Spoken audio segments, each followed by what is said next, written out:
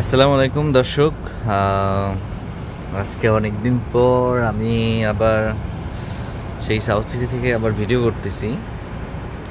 সেটা হলো যে আমি তো এখন আছি মালয়েশিয়াতে।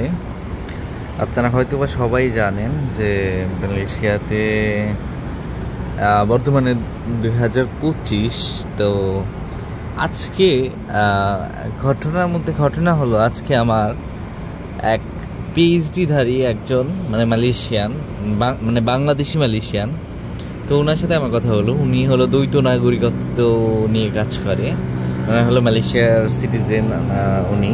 তো ওনার সিটিজেনশিপ আছে, পাসপোর্ট হোল্ডার। তো আমার ওনার সাথে কথায় কথায়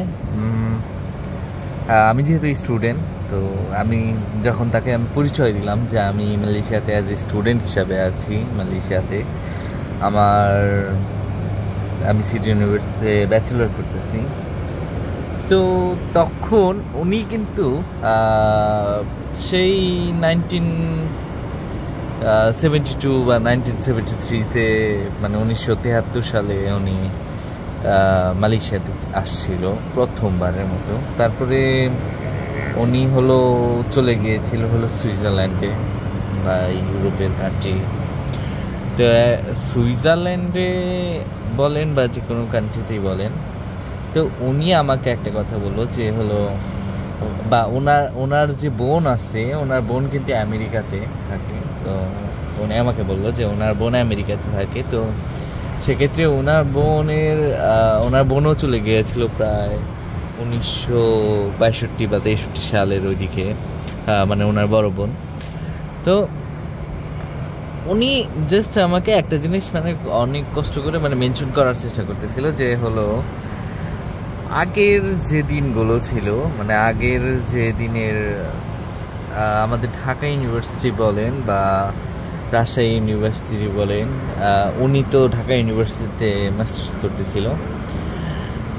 ওনার মাস্টার্সের সার্টিফিকেট দিয়ে উনি এখানে পিএইচডি হিসাবে আসছিল ইউপিএমে, ইউনিভার্সিটি অফ পুত্রাজায়াতে। তো উনি আমার মনে হয় কি উনি সবচেয়ে প্রথম বাংলাদেশি যিনি এই মালয়েশিয়াতে আসছে অ্যাজ এ পিএইচডি হোল্ডারের জন্য। আমার তার সাথে কথা বলে মনে হলো উনিই প্রথম বাংলাদেশি, পুরো পৃথিবীর মধ্যে আমার মনে হয় যে উনিই প্রথম বাংলাদেশি। এর আগে মনে হয় কেউ পিএইচডি মালয়েশিয়াতে কেউ করতে আসে নাই, 1973 সালের কথা। হ্যাঁ, তো সেক্ষেত্রে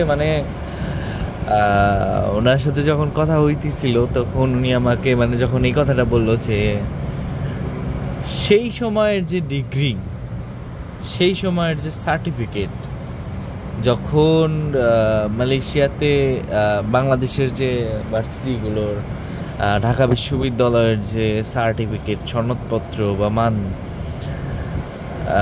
পড়ালেখার মান দিয়ে বলি বা সার্টিফিকেট দিয়ে বলি, সেই সময়ের যে সার্টিফিকেট সেটা নাকি অক্সফোর্ডের সমতুল্য ছিল প্রায়। সত্যি কথা বলতে আমারও তাই মনে হয়। তার কারণ ওনার বোন আমেরিকাতে গিয়েছে, তো ফুল ফান্ডেড স্কলারশিপ নিয়ে। ওই সময়ের কথা, ডিবি লটারিতে গিয়েছিল আর কি। তো তাকে যে মান দেওয়া হয়েছে, তাকে যে সম্মান, রেসপেক্ট দেওয়া হয়েছে ওই সময়ে, যে সার্টিফিকেটের এত মান, বাংলাদেশের মতো একটা দেশ, ঢাকা বিশ্ববিদ্যালয়, পাবলিক বিশ্ববিদ্যালয়, তখন যে সার্টিফিকেটের যে ঢাকা বিশ্ববিদ্যালয়ের যে একটা মান ছিল, আমার ধারণা মতে তখন ছিল র্যাঙ্কিংয়ের দিক দিয়ে যদি বিবেচনা করি, তাহলে ঢাকা বিশ্ববিদ্যালয়ে আসলেও অনেক ভালো ভালো প্রকৌশলী বের হয়েছে ওখান থেকে, রাজনীতিবিদ, তারপরে কলাবিদ, চিন্তাবিদ, অনেক মানুষ বের হয়েছে ঢাকা বিশ্ববিদ্যালয় থেকে। তারপরে আপনার রাজশাহী বিশ্ববিদ্যালয় থেকে, চট্টগ্রাম বিশ্ববিদ্যালয় থেকে অনেক মানুষ অনেকভাবে বের হয়েছে। তাদের হয়তোবা তাদের সাথে যদি তুলনা করি আজকের ঢাকা বিশ্ববিদ্যালয়ের সাথে মিলবে না, কোনোভাবেই মিলবে না। ইভেন কি তাদের যে সার্টিফিকেট ছিল, তাদের যে সার্টিফিকেটের যে মানদণ্ড ছিল, তা আসলেও তাদের পড়াশোনার কোয়ালিটিও তখন ভালো ছিল, এডুকেশন কোয়ালিটি। অ্যান্ড দেন হয়তো বা এত টেকনোলজি ছিল না বা এত ইকুইপমেন্ট ছিল না, বাট তাদের যে মেধা শক্তি, চিন্তা শক্তি, তারা কিন্তু ফ্লুয়েন্টলি ইংলিশ বলতে পারতো। মানে তারা যেটা আমাকে জানাইছে যে ওনার এক বন্ধু ছিল মেজর, সেনাবাহিনীর মেজর, তো তাদের ওনাকে মানে যে কথাবার্তা স্পিড, সেই মেজরের ফ্যামিলি সবাই লন্ডনে এখন সেটেল, তাদের যে কথা বলার যে স্পিড, তাদের যে মানে ইংলিশ, মানে সেটা শুনলে মানে আপনার হয়তো বা বিশ্বাস করতে কষ্ট হবে যে একজন বাঙালি মানুষ এইভাবে এত সুন্দর করে ইংলিশ কথা বলতে পারে। আসলে সত্যি কথা বলতে কি, হয়তো বা আমরা আমাদের কালচারটাকে নষ্ট করেছি, যারা নতুন জেনারেশন আছি, হয়তো বা আমরা সেই মানে পুরোনো দিনের মানুষগুলোকে না আর মানে মর্যাদা দিতে চাই না, বাট আসলে তারা ছিল মানে একটা সময়ের মানে গোল্ডেন মানুষগুলো। আপনি হয়তো বা কথা বলে বুঝতে পারবেন একটা পিএইচডি হোল্ডারের সাথে, বা যারা মানে দেশের বাইরে মানে প্রকৌশলবিদ, বা যারা হলো আপনার পিএইচডি নিয়ে কাজ করতেছে, তো তাদের সাথে হয়তো বা আপনি কথা বললে বুঝতে পারবেন যে তারা কি আসলে মানে তাদের যে চিন্তাধারা এটা একটু অ্যাডভান্স লেভেলের। মানে তারা কিন্তু আমাদের থেকে অনেক অনেক অনেক আগের প্রজন্ম। তারা ওয়েলকাম জানায়, নতুন প্রজন্মকে অবশ্যই ওয়েলকাম জানায়, বাট আপনি একবার জাস্ট চিন্তা করে দেখছেন যে মানে তাদের যে এডুকেশন কোয়ালিটি ছিল, তাদের যে সার্টিফিকেটের যে মানদণ্ড। আচ্ছা, আমি যদি এখন এই জিনিসটার ক্যালকুলেশন করি, তার সাথে আমি এই জিনিসটা বললাম যে আচ্ছা মানে এত চেঞ্জ হওয়ার পিছনে কারণটা কি, মানে তারা তাদের বেসিক নলেজ থেকে আমাকে যেটা উত্তর দিয়েছে, মানে আমি তো কথা বলতেছিলাম, চা খাচ্ছিলাম আর কথা বলছিলাম, তো তখন তারা আমাকে তাদের যে বেসিক নলেজ থেকে মানে উত্তরটা দিয়েছে। তারা কিন্তু অনেক অনেক বয়স্ক, প্রায় 90-95 বয়স হয়ে গেছে, কতজনের 70-80 বছর মালয়েশিয়াতে। তো তাদের সাথে আমি মানে ওল্ড জেনারেশনের মানুষদের সাথে কথা বলতেছিলাম রেস্টুরেন্টে। তো তারা আমাকে যেটা উত্তর দিয়েছে যে হলো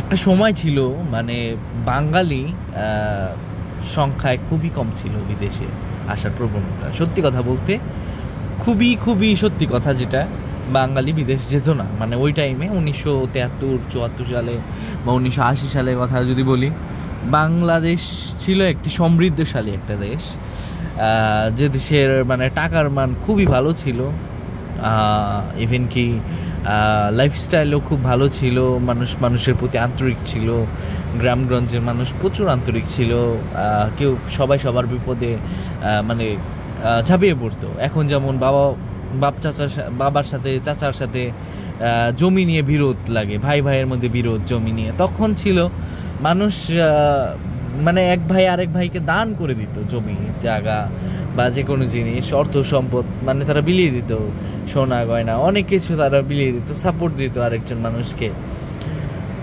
তো মানুষ খুবই কম মানুষই বিদেশে আসতো পড়ালেখা করার জন্য, খুব কম মানুষই বিদেশে সেটেল হওয়ার চিন্তা ভাবনা করতো। হ্যাঁ, তাদের মধ্যে উনি ছিল একজন। তো সে আমাকে জাস্ট এইটুকু বললো যে আমি যখন বিদেশে আসছি তখন আমি দেখছি প্রচুর পরিমাণে ইন্ডিয়ান মানুষ। সত্যি কথা, যেটা হয়তোবা আপনারা হয়তোবা কেউ আছেন ভারতপন্থী, হ্যাঁ হয়তোবা ভারতপন্থী লোকের খুবই খারাপ লাগবে এই কথাগুলো, তবে আমি কথাগুলো বলি যে তখন ইন্ডিয়ান লোক, তামিল বিশেষ করে তামিল বলেন, মানে ওরা তো একটু কালো প্রকৃতির, তো মানে আমাকে জাস্ট এইভাবে বলছে যে ইন্ডিয়ান কালো লোক প্রচুর আসছিল মালয়েশিয়া বলেন বা ইউরোপ বলেন, তো ইউরোপ আমেরিকাতে প্রচুর লোক মাইগ্রেট করতেছিল। কেন করতেছিল তার পিছনে একটা রিজন হলো যে তখন ইন্ডিয়াতে ভারতে অস্থিতিশীল একটা পরিস্থিতি তৈরি হয়েছিল। আপনারা হয়তো বা জানেন যে নাগাল্যান্ড, মিজোরাম বা ওই সময় মানে খুবই অস্থিতিশীল একটা পরিস্থিতির মধ্য দিয়ে মানুষ পারাপার করেছে। তখন হলো মানুষের পরিস্থিতি খুব বেশি একটা ভালো ছিল না ভারতে, হ্যাঁ, কিন্তু বাংলাদেশ ছিল ওই সময় বাংলাদেশ পাকিস্তান ভাগ হয়ে যাওয়ার পরে বাংলাদেশ ছিল খুবই সমৃদ্ধশালী একটা দেশ, হ্যাঁ।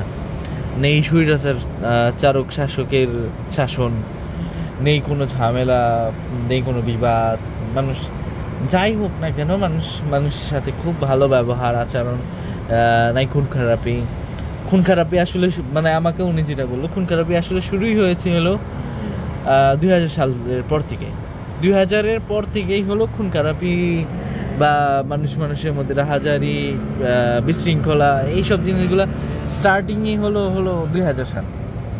তো এর আগে যে সময়টা ছিল খুবই গোল্ডেন একটা পিরিয়ড ছিল, মানে ওই টাইমে মানুষে দেখতো, পরকীয়া ছিল না, ঝামেলা ছিল না, জঞ্জাল ছিল না। বাংলাদেশ ছিল খুবই সমৃদ্ধশালী দেশ এবং রোডঘাট খুবই পরিষ্কার পরিচ্ছন্ন, মানুষ পরিষ্কার পরিচ্ছন্ন করে রাখতো। তা এখন যদি আমি বলি যে মানে ইন্ডিয়ানরা আসলে করলোটা কি, যে কারণে আসলে বাংলাদেশের মান, সার্টিফিকেটের মান, মানুষের মান, তাদের দেশটার মান, বাংলাদেশটার মান এতটাই নিচে নেমে গেছে, কারণটা কি, মানে এটার পেছনে রিজনটা কি? তো সেক্ষেত্রে আমি যদি বলি, আমাকে যে রিজনটা বলা হয়েছে, মানে ওখানে আমাদের গণ্যমান্য একজন ছিল, উনি হলো বাংলাদেশে এক সময় ছিল মন্ত্রী। তো উনি অনেক বয়স্ক, উনি মালয়েশিয়াতে অনেক আগে চলে আসছে, মানে উনি ইউরোপে সেটেল, তো উনিও ওখানে বসেছিল, মানে সবাই আর কি ফ্রেন্ডস টুগেদার। তো তাদের সাথে আমার যখন কথা হলো তখন তারা আমাকে এই জিনিসটা বলতেছিল যে ভারতের মানুষ, ইন্ডিয়ার মানুষ যখন বিদেশে যখন তারা আসতেছিল, তো তখন তাদের মধ্যে একটা টেন্ডেন্সি ছিল যে সবসময় বাংলাদেশকে বিশেষ করে নিচু হিসাবে দেখানো। তো তারা কি করেছিল, তারা মানে মানুষের সাথে যদি দেখতো, যেহেতু বাংলাদেশি সংখ্যায় খুবই কম, যেমন পাঞ্জাবের লোক কানাডাতে অনেক বেশি, কমিউনিটি অনেক বেশি, তার কারণ পাঞ্জাবের লোক আগে থেকেই অনেক বেশি রিফিউজির শিকার, তারা হলো খেতে পারতো না ঠিকঠাক মতো, তারা মানে মারামারি, দাঙ্গায় হাঙ্গায় জড়িয়ে যেত এই ভারতের মধ্যে। পলিটিক্যাল অস্থিতিশীলতা বা প্রবলেমের মধ্যে তারা থাকতে পারতো না, তাই বলে তারা রিফিউজি হিসাবে বা আশ্রয় প্রার্থী হিসাবে কানাডাতে আশ্রয় নেয়।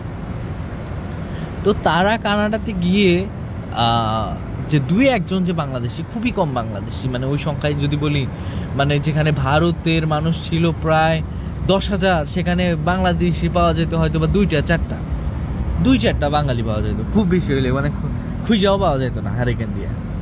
তো সেই বাঙালিদের পিছনে মানে এরা খুবই লাগতো, তার কারণ বাঙালি ছিল ওয়েল এডুকেটেড, তাদের সার্টিফিকেটের মান ছিল অনেক ভালো ভারতের চেয়ে।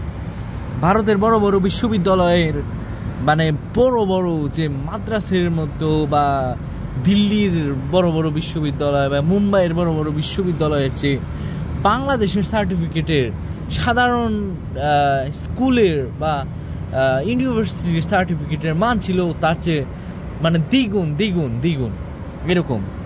তো ওরা কি করতো, মানে বিদেশের মানুষকে বোঝাতো যে আসলে ওরা এরকম, মানে ওদের দেশে অস্থিতিশীলতা চলে, ওদের যে নিজেদের দেশে অস্থিতিশীলতা চলে বা প্রবলেম চলে, এত রাহাজানি, মানে প্রবলেম, ওরা যে রিফিউজি হিসাবে আবেদন করেছে, এরপরেও কি করতো, ওরা বাঙালিদেরকে, বিশেষ করে বাংলাদেশকে ছোট করার জন্য ওরা সবসময় বলে বেড়াতো যে একটা এই যে বাংলাদেশি আপনি হায়ার করেছেন, এরা তো হলো খুব বেশি একটা ভালো না, হ্যাঁ, চোর বাটপার, এইভাবে হলো তারা হলো সম্বন্ধ করতো। তখনকার সময়ে সেই কানাডার মতো জায়গা, তারা কিন্তু বাঙালি, ভারত, মানে বাংলাদেশি, ইন্ডিয়ান একসাথে কিন্তু খুব খাওয়া দাওয়া করতো, চলতো ফিরতো, সামনাসামনি কিন্তু খুবই ভাই আপনা ভাই, মানে আমাকে যেটা বলছে তারা খুবই ভাই আপনা ভাই, মানে মনে হয় যে পারলে বুকে জড়ায় ধরে, পারলে জানটা দিয়ে দেয়। হ্যাঁ, ভারতের লোকজন এরকম, পারলে জানটা দিয়ে দেয়, সব কিছু করে আমাদের জন্য। কিন্তু আমাদের অপোজিট সাইডে আমরা যখন আমাদের অপোজিট সাইডে বিদেশিদের হোয়াইট যারা আছে, হোয়াইট পারসন, তো এদের কাছে গিয়ে কি করতো, দুর্নাম গাইত। সত্যি কথা যেটা, ওদের কাছে গিয়ে দুর্নাম গাইতো।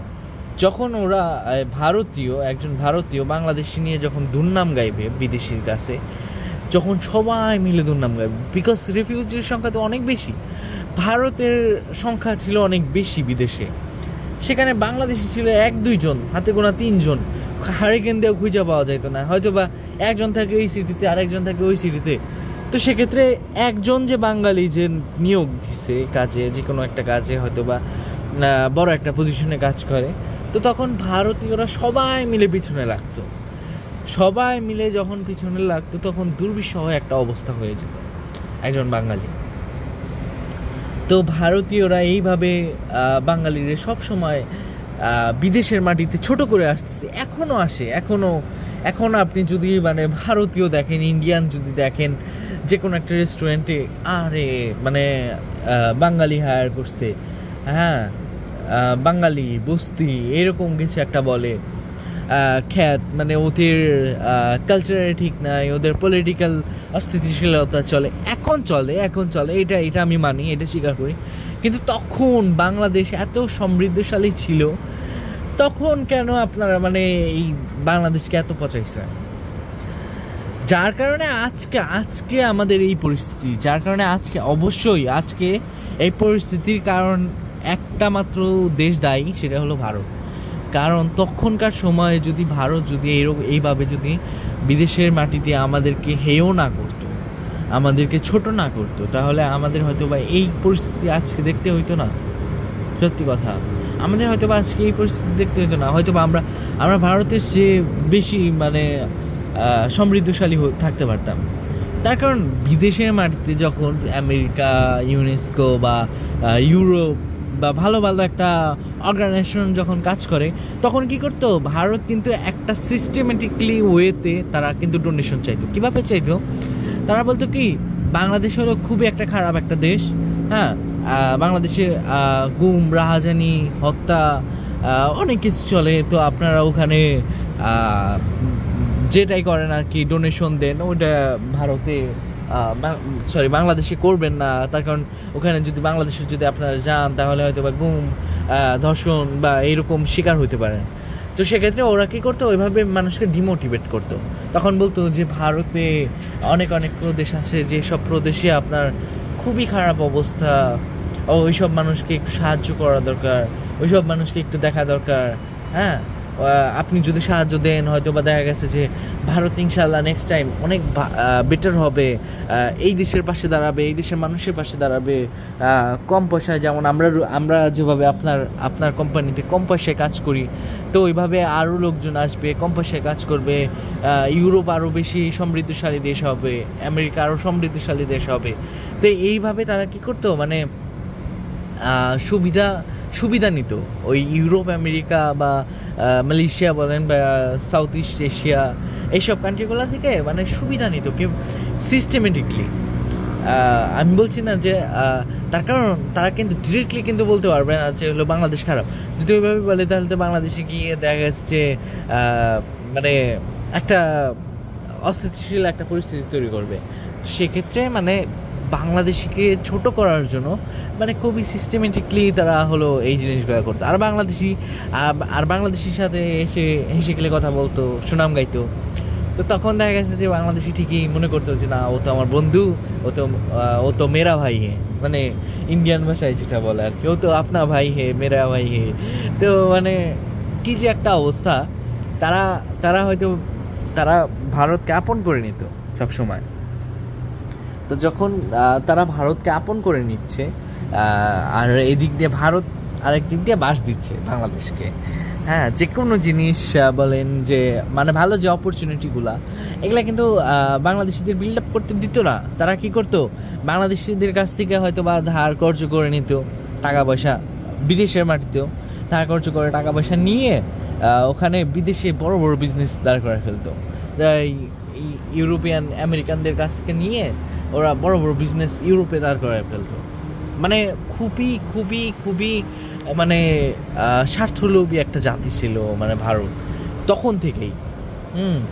তখনও দেখা গেছে যে এই যে বাংলাদেশি এদেরকে খুবই মানে ছোট করে দেখানোর প্রবণতা, যে আজকে এই জিনিসটা আমাদের দেশটাকে ছোট করে ফেলছে। কেন? যখন ইউরোপিয়ানরা মনে করছে যে না, আসলেও মনে হয় দেশটা আসলেও খারাপ, হয়তো বা মানে খারাপ না, যারা আসছে তারাই তো জানে যে আমাদের হসপিটালিটি অনেক ভালো, এখনও অনেক ভালো হসপিটালিটি, মানুষ অনেক ভালো, আন্তরিক। কিন্তু তারা যখন বিদেশের মাটিতে যখন শুনছে যে ভারতীয় লোকজন, মানে ওরা কি করতো, প্রেজেন্ট করতো, ওই যে তখন তো বাংলাদেশিরা কতদিন আর মানে একা থাকবে, বিয়ে করতে তো হবে।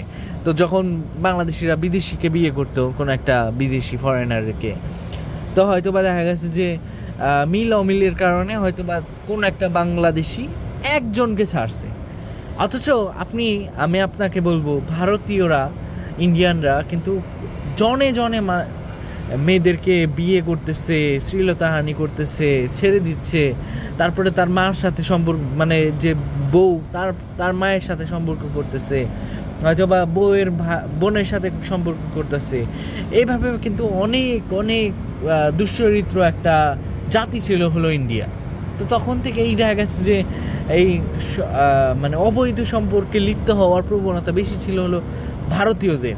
কিন্তু ওদের যে জাতিটা, ওদের জাতি কিন্তু সবসময় বলতো না, আমাদের গুণগান গাইতো। ওদের জাতির মধ্যে কিন্তু একটা জিনিস একতাবদ্ধ ছিল, ইউনিটি ভালো ছিল, যে ওরা কিন্তু সবাইকে বলতো যে ভারত এরকম কাজ করতেই পারে না। একদম মানে দেখা গেছে যে ওইটারে মানে মিথ্যা প্রমাণ করার জন্য, যে যদি কেউ যদি সত্যটাও যদি রিপ্রেজেন্ট করতে চাইতো যে ভারত আসলে এরকম দুর্নীতি করে, বা এই যে অবৈধ সম্পর্ক করে, পরকীয়ায় লিপ্ত হয় বিদেশের বাড়িতেও, হ্যাঁ, ওরা প্রুভ করার জন্য, ওটা ফেক প্রমাণ করার জন্য ওরা মানে যথাসাধ্য চেষ্টা করতো।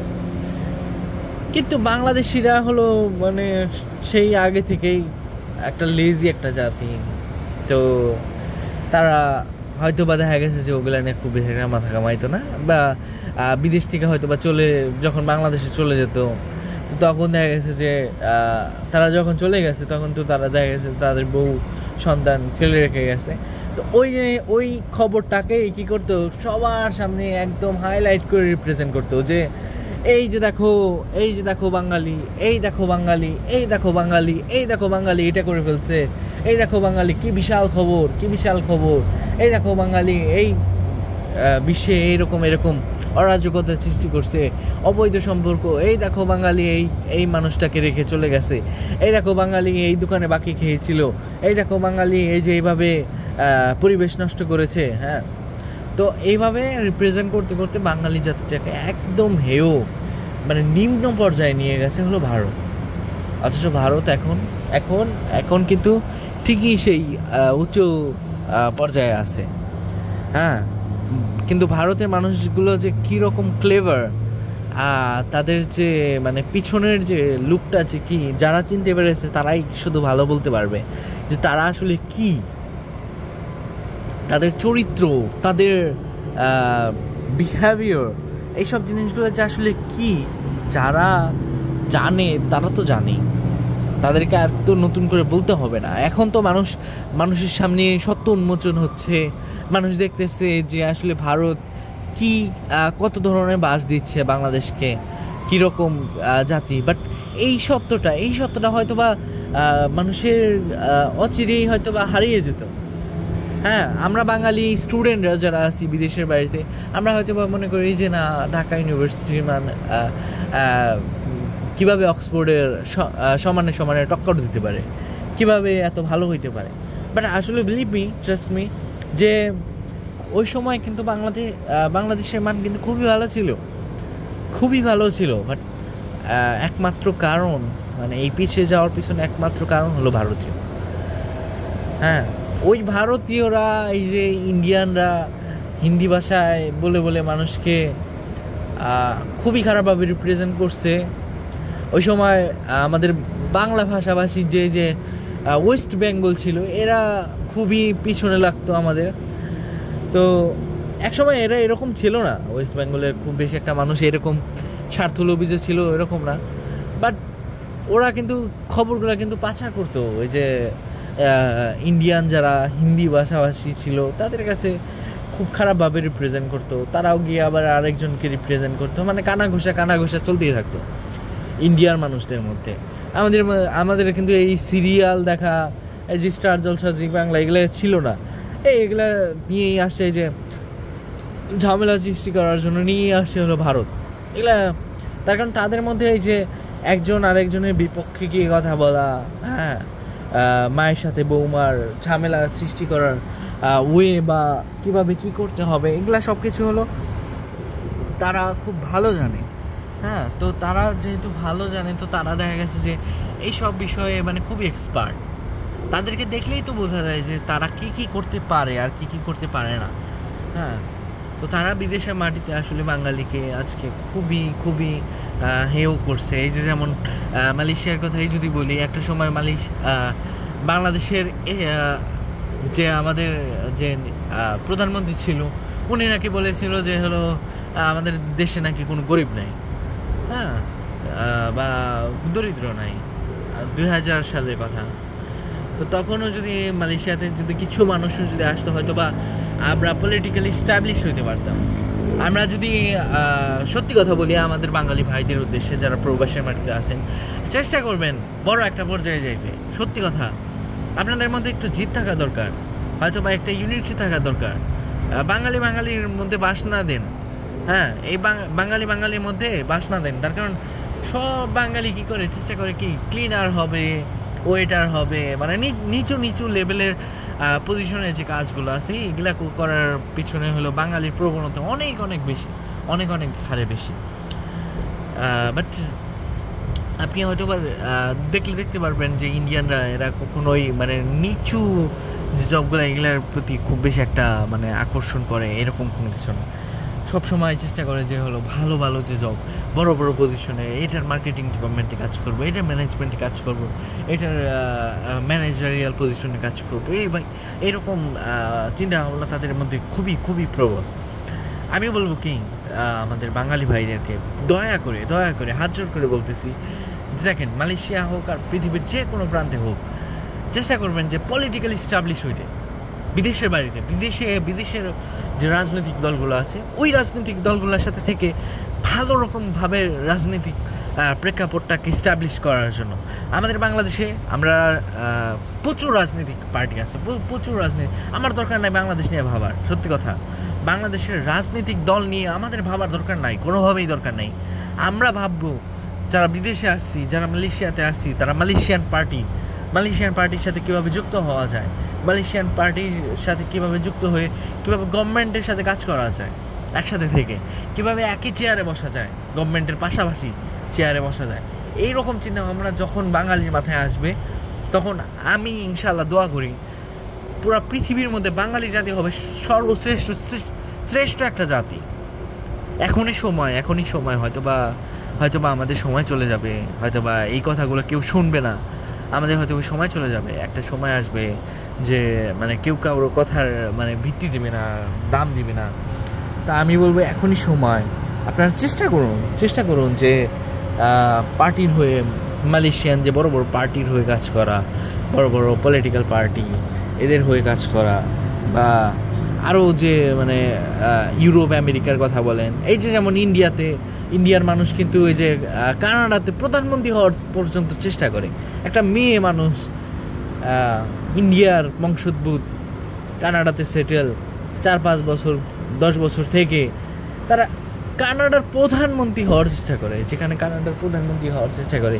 তো সেখানে আমরা বাঙালিরা কখনো চেষ্টা করেছি, আদৌ কি কখনো চেষ্টা করেছি যে একটা পলিটিক্যাল পার্টির হয়ে কাজ করব? আসলে দেখেন ভাই বা বোনেরা, যেই শোনেন, আমি আপনাদের একটা কথা বলবো, যখন আপনারা একটা পলিটিক্যাল পার্টি হয়ে যখন কাজ করবেন বিদেশে, একটা বড় লয়ার হবেন, বড় সাংবাদিক হবেন বিদেশের বাড়িতে, পুলিশ হবেন, আর্মি হবেন বিদেশের বাড়িতে, তখন আমাদের মানে গর্বের জায়গা তো অবশ্যই আছে। আমরা যারা বিদেশে আসতেছি নতুন, আমরা যারা বিদেশে থাকবো, আমাদের নিরাপত্তাটা কী? যখন আপনারা বাংলাদেশে কোনো পুলিশ নাই, আমরা কোনো লয়ার নাই মালয়েশিয়াতে, তো আমরা কিন্তু তাদের কাছে যেতে পারতাম। আমরা কিন্তু অনেক হেনস্থার শিকার। এই যে ইন্ডিয়ান দ্বারা ইন্ডিয়ান দ্বারা ইন্ডিয়ান একটা রোগের নাম বিদেশের বাড়িতে। ইন্ডিয়ান মানুষজন হলো একটা রোগের নাম। তারা গ্যাংস্টারের ফুটানি দেখায়, তারা মাফিয়ার ফুটানি দেখায়। বড় বড় ইন্ডিয়ানরা তারা দেখায় যে হলো তাদের সিটিজেনশিপের ফুটানি দেখায়, তাদের হুমকি ধামকি দেয়, টাকা মেরে দেয়। এই যে মালয়েশিয়াতে তামিলদের দ্বারা আক্রান্ত বহুত মানুষ আছে, বহুত মানুষ খুঁজলে বহুত মানুষ পাওয়া যাবে যাদের স্যালারি ট্যালারি দেয় নাই, বেতন কাজ করাইছে 4-5 মাস দিব করে বেতন আর দেওয়াই হয় নাই, দেয়ই নাই। এরকম দেখা গেছে যে 1 মাসেরটা 2 মাস পরে দিছে, এইভাবে মানে অর্ধেক বেতনে কাজ করাইছে। হ্যাঁ, প্রচুর মানুষ আছে, প্রচুর মানুষ। এই ইউরোপ, আমেরিকাতে, মালয়েশিয়াতে, কোরিয়াতে, জাপানে প্রচুর মানুষ আছে। বিশেষ করে মালয়েশিয়াতে, যেহেতু ওদের বড় একটা কমিউনিটি, তামিল কমিউনিটি।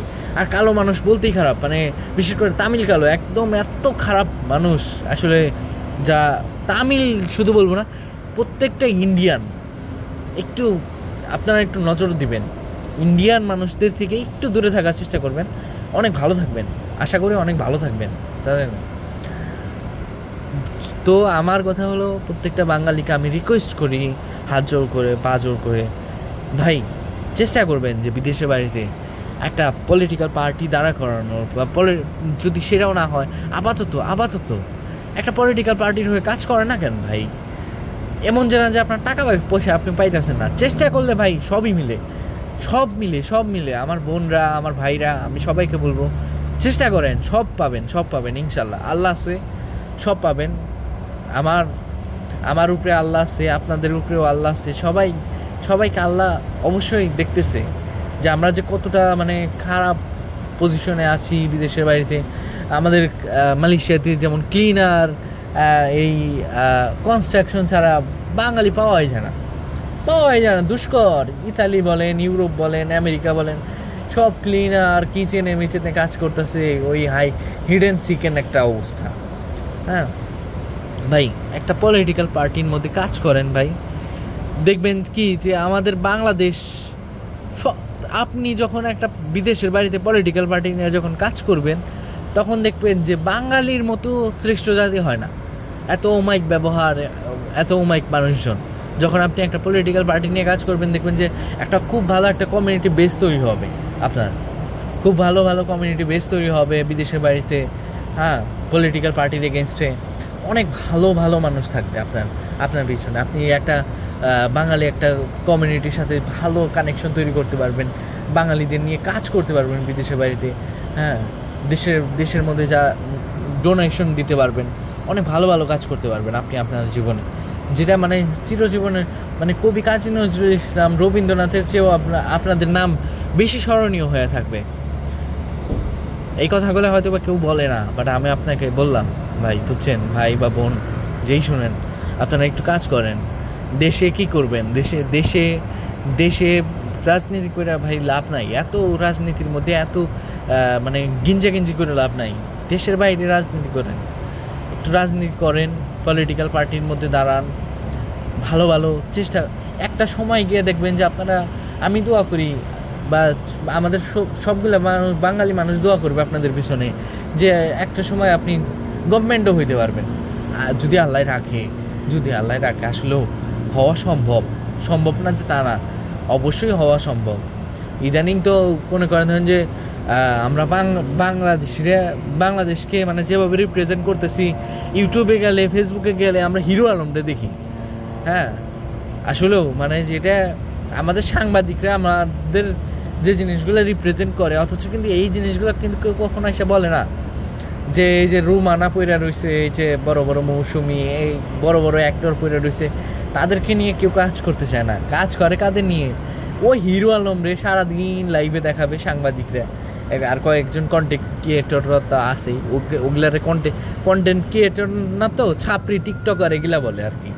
আসলে যাই হোক, ওগুলার বিষয় ওই প্রসঙ্গে না গেলাম। আমরা যারা কষ্টে আছি প্রবাসের মাটিতে, বিদেশের মাটিতে, আমরা যারা কষ্টে আছি তারা হয়তো বা তাদের কষ্টের কথাগুলো আমরা হয়তো বা বললে শেষ করতে পারবো না। বাট কষ্টের কথা বললে কী লাভ ভাই? কষ্ট তো আমরা নিজেরাই ডাক দিনে আসছি। আমরা ক্লিনার বিষয়ে আসছি, আমরা কনস্ট্রাকশন বিষয়ে আসছি, বা আমরা স্টুডেন্ট হিসাবে আসছি। আমাদের নিজেদের কষ্ট আমরা স্বীকার করিয়ে আসছি যে আমাদের যুদ্ধ করতে হবে। বাট আমি বলবো কি ভাই, চেষ্টা করেন, যারা এই যে ইউরোপ আমেরিকাতে মালয়েশিয়াতে আছেন, চেষ্টা করেন যে একটা পার্টির হয়ে কাজ করার, পলিটিক্যাল পার্টি হয়ে কাজ করার, পুলিশ হয়ে কাজ করার, সেনাবাহিনী, হ্যাঁ, সামরিক সামরিক খাতে কাজ করার জন্য। যখন আপনারা এই পুলিশ প্রশাসনে কাজ করবেন তখন দেখবেন যে ইনশাআল্লাহ আপনাদের দৃষ্টিকোণ থেকে দেখবেন যে বাঙালিদেরকে অনেক ভালো মনে হইতেছে। হ্যাঁ, হয়তোবা আমাদের জনসংখ্যা বেশি, তবে ইন্ডিয়ার জনসংখ্যা কি কম? আপনি কি মনে করেন ইন্ডিয়ার জনসংখ্যা কি কম? তারা কি ক্রাইম করে না? তাদেরটা আসলে হাইলাইট করে না বিদেশের মানুষ।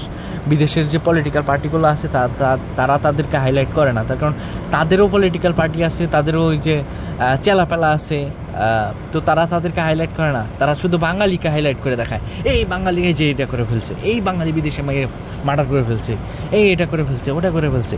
তখন শুধু বাঙালির নাম, চারদিকে শুধু বাঙালি বাঙালি বাঙালি।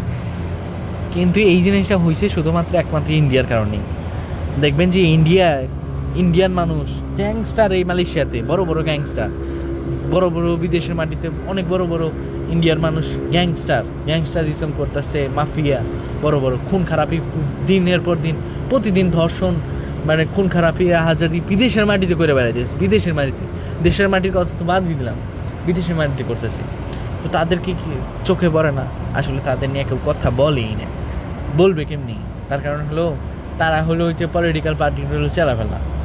হ্যাঁ, বিদেশের বাড়িতে যে পলিটিক্যাল পার্টিগুলো আছে তাদের চালাফেলা। তারা যদি হইতে পারে পলিটিক্যাল পার্টির চালাফেলা, আপনি কেন পলিটিক্যাল পার্টির মানে বড় একজন পলিটিশিয়ান কেন হইতে পারবেন না বিদেশের বাড়িতে? আমাকে জাস্ট কোশ্চেনটা করেন, কেন হইতে পারবেন না? আমরা আমাদের বাঙালি কমিউনিটিটারে আরও বেশি স্ট্রং করা দরকার বিদেশের বাড়িতে, আরও বেশি পলিটিক্যাল পার্টিটা নিয়ে একসাথে কাজ করা দরকার। যখন আমরা একসাথে কাজ করব, ইনশাল্লাহ আমাদের সফলতা আসবে। আজকের মতো এখানেই রাখি। আমরা হয়তোবা আমাদের যারা পিএইচডি দাঁড়িয়ে আছি, যারা হয়তোবা বয়স্ক মানুষ আছি, তাদের কথা শুনবো বিদেশের বাড়িতে, তাদেরকে হয়তোবা ফলো আপ করবো, তারা যে তাদের কাহিনিগুলো শুনবো।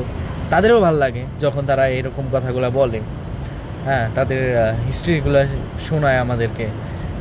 মানে তারা যেভাবে বলছে যে তাদের বিপরীতে গিয়ে ইন্ডিয়ানরা যে কথাবার্তা বলে, এইসব জিনিসগুলো কিন্তু আমি জানতে পারতাম না তাদের ছাড়া। তারা মুরব্বী মানুষ, হ্যাঁ, তারা সব কিছু বলছে, আজকে মন খুলে তারা কথা বলে। হ্যাঁ, তো সেক্ষেত্রে আমাদের তাদের কথা শোনা উচিত, অবশ্যই শোনা উচিত, তাদেরকে ফলো করা উচিত। তারা তাদের সময়ে যেভাবে লাইফস্টাইলগুলো আন্তরিক ছিল, তাদের এই আন্তরিকতাগুলো আমাদের মধ্যেও ধারণ করা উচিত। তো আজকের মতো এই পর্যন্তই রাখি। সবাই ভালো থাকবেন, আশা করি সবাই চেষ্টা করবেন সবার জায়গা থেকে একজন আর একজনের পাশে দাঁড়ানোর, হ্যাঁ, সহানুভূতির জায়গা থেকেও হলেও পাশে দাঁড়ানোর চেষ্টা করবেন। মানুষ ভুল হয়, মানুষের হয়তো বা পেছনে বাস নিয়ে দাঁড়ায় থাকে, কিন্তু চেষ্টা করবেন। সবাই তো আর এক না, 40% মানুষ হলেও তো ভালো আছে। হ্যাঁ, ধরলাম যে 60% মানুষই খারাপ, বাঙালি 40% তো ভালো আছে। করেন না কেন? কইরা দেখেন, আল্লাহ আছে তো, আল্লাহ আপনারে হেদায়েত দান করবো, আল্লাহ আপনারে দিবে, আল্লাহ আপনার ধন সম্পদ বাড়ায় দিবে। আপনার যদি টাকা পয়সা চুরি করেও নেওয়া যায়, আপনার যদি ক্ষতিও করে, বড় একজন বাঙালি যদি ক্ষতিও করে, আপনার দেশ, আপনার ভাই ক্ষতি করলো, কি হয়েছে? আল্লাহ আছে তো, ইনশাল্লাহ আপনি জান্নাতবাসী হবেন।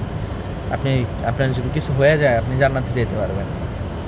আল্লাহ আছে, আল্লাহ আপনারা দেখতেছে, সমস্যা নাই। আপনি চেষ্টা করেন ভালো একটা পজিশনে যাওয়ার জন্য, পলিটিক্যাল পার্টি হোক বা যে কোনো জায়গায়, যারা যে প্রান্তে কাজ করতেছেন, যে কোনো জায়গায় কাজ করতেছেন, চেষ্টা করেন যে ম্যানেজারিয়াল পজিশনে যাওয়ার জন্য একটু উপরে যাওয়ার চেষ্টা করেন, একটু উপরে। অনেকে আছে যে এই যে মালয়েশিয়াতে কনস্ট্রাকশনে কাজ করে, চেষ্টা করেন আস্তে আস্তে একটু চেষ্টা করেন, কাজ দেখানোর চেষ্টা করেন। পরে কি করবেন, যে কনস্ট্রাকশনের যে হলো ডিলগুলা যে হয়, বড় বড় ডিলগুলা যে হয়, চাইনিজরা যারা ডিল করে যে আমি যে বিল্ডিং নির্মাণ করে দেবো, আর্কিটেকচারের মতো যে ডিলগুলো করে, এই ডিলগুলো আপনি করবেন, আপনার আন্ডারে থাকবে এই ডিল। আপনি নিজে হলো এই কন্ট্রাক্ট নেবেন যে হলো আমি বিল্ডিং করে দেবো, এই মাসে চুক্তি কন্ট্রাক্ট নেবেন আপনি। হ্যাঁ, শুধু কনস্ট্রাকশন না, বড় বড় যে এই যে যারা ক্লাব বলেন বার বলেন, যদিও বাঙালি কাজ করে, হ্যাঁ কাজ করে, যারা যেখানে কাজ করে ম্যানেজারিয়াল পজিশনে ঢোকার চেষ্টা করবেন, চেষ্টা থাকতে হবে ভাই। যারা আজ ওয়েটারের পজিশনে কিচেনে কাজ করতেছেন চেষ্টা করবেন শেফ হওয়ার জন্য। যারা ওয়েটার পজিশনে কাজ করতেছেন চেষ্টা করবেন যে হলো বারটেন্ডার বা ম্যানেজার হওয়ার জন্য চেষ্টা করবেন। চেষ্টা থাকলে সবই হবে ইনশাল্লাহ, সবই হবে। আমি আপনাদেরকে চেষ্টা করতে বলবো সবসময়। যারা হোটেলে কাজ করতেছেন একটা রুম ভাড়া নিয়ে নেন না, যারা হোটেলে কাজ করতেছেন একটা রুম একবার ভাড়া নিয়ে নেন না মালিকের কাছ থেকে পেয়ে, ওই রুমটা ভাড়া দেন। ওই রুমটার মধ্যে যে কয়জন লোক আসবে হোটেলের মতো করে যে কয়জন লোক আসবে সব টাকা আপনার। হ্যাঁ, ওইভাবে প্রফিট করার চেষ্টা করেন, বিজনেস দাঁড় করান আস্তে আস্তে, এভাবে বিজনেস দাঁড় করান। হবে আপনাদের দ্বারাই হবে ইনশাল্লাহ। দেখেন আপনাদের দ্বারাই হবে। যারা ক্লিনার বিষয়ে কাজ করতেছেন চেষ্টা করেন যে হলো ক্লিনারের সুপারভাইজার হওয়ার জন্য। আমি দেখছি অনেক বাঙালি আছে আসলে ক্লিনারের সুপারভাইজার, ম্যানেজার, সে ঘাসও কাটে না মালয়েশিয়াতে, সে হলো বাংলাদেশ থেকে লোক আনে।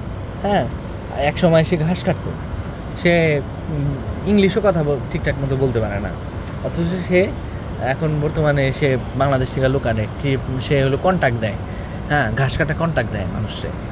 আপনি একটা চেষ্টা করেন যে হলো বাঙালিদের সবাইকে ভালো একটা পজিশনে, সবাই মিলে একসাথে ভালো পজিশনে যাওয়া, সবাইকে নিয়ে যাওয়া একটা ভালো পজিশনে। কাজ করাবেন কাদের দিয়ে? একটা সময় কাজ করাবেন এই যে ল্যাট্রিন পরিষ্কার করাবেন, ঘাস কাটাবেন ভারতীয়দের দিয়ে। এটাই হলো আপনাদের মধ্যে প্রাপ্তি থাকবে। যারা এই যে ভারতীয়রা এখন মানে রেসিজমের একটা ব্যাপার করে, দেখতে পারে না মানুষের সাথে, মানুষের দুর্ব্যবহার করে, চেষ্টা করে যে মানে কথা কাটাকাটি লাগানো, ঝগড়া লাগানো, তাদেরকে একটা সময় এই শাস্তি দিয়ে আল্লাহ মাফ করুক, হয়তো বা বলাটা ঠিক হইতেছে না, তারপরেও বলি আসলে আমরা খুবই অবহেলা শিকার বিদেশের বাড়িতে, শুধুমাত্র ভারতীয়দের জন্য। মালয়েশিয়ান লোকরা এত ভালো, যারা নেটিভ লোক আছে তারা এত ভালো, আমি মানে তাদের কোন গান গায়ে আমি শেষ করতে পারবো না। চাইনিজ বলেন, যে কোনো মানুষ বলেন, পৃথিবীতে সকল মানুষই ভালো। শুধুমাত্র খারাপ হয়েছি কাদের জন্য? মানে তারা আমাদেরকে খারাপ চোখে দেখে কার জন্য দেখে? ভারতীয়দের জন্য দেখে। এই জিনিসটা একটু খেয়াল করবেন, খুঁজে পাবেন, সবই উত্তর খুঁজে পাবেন। যারা বিদেশে থাকেন, যারা দেশে থাকেন তারা তো মনে হয় ভারতীয়দের দেখেন নাই, যারা বিদেশে থাকেন তারা হয়তো বা ভারতীয়দের দেখছেন, তারা হয়তো বা একটু খুঁজে বের করে, হয়তো বা একটু রিসার্চ করে দেখতে পারবেন অনেক হিস্ট্রি। দোয়া করবো ভাই আপনাদের জন্য, একটা ভালো পজিশনে যান, আল্লাহ আপনাদের জান্নাতবাসী করুক, আল্লাহ আপনাদের নেক হায়াত দান করুক, যেন একটা সময় আমাকেও দেখার দান করুক আল্লাহ, যে একটা সময় আমাদের বাঙালিরা খুব ভালো পজিশনে। আমি মোনাজাতে একটা জিনিসই দোয়া করি, আমাদের বাঙালিদের যেন আল্লাহ তুমি ভালো একটা পজিশনে নিয়ে যাওয়ার তৌফিক দান করো। আজকের মতো রাখি, অনেক সময় কথা বললাম আপনাদের সাথে, জানি না কার কি খারাপ লাগছে, কার কি ভালো লাগছে, চেষ্টা করবেন জানানোর জন্য, কমেন্টে বা যে কোনোভাবে জানানোর জন্য চেষ্টা করবেন। হয়তো বা কি যেই জিনিসটাই ঘটে যাক না কেন চেষ্টা করবেন আমাকে জানানোর জন্য, কমেন্টে হোক, মেসেজ দিয়ে হোক, কল দিয়ে হোক, যেভাবে হোক, যে কোনো যোগাযোগ মাধ্যমে আমি আসি, চেষ্টা করবো আপনাদের পাশে থাকার জন্য। আপনারাও আরেকজনের পাশে থাকবেন, একজন আরেকজনের পাশে থাকবেন, আমাদের ইউনিটি বাড়বে, কমিউনিটি বাড়বে ইনশাআল্লাহ। আল্লাহর রাস্তায় রাখি।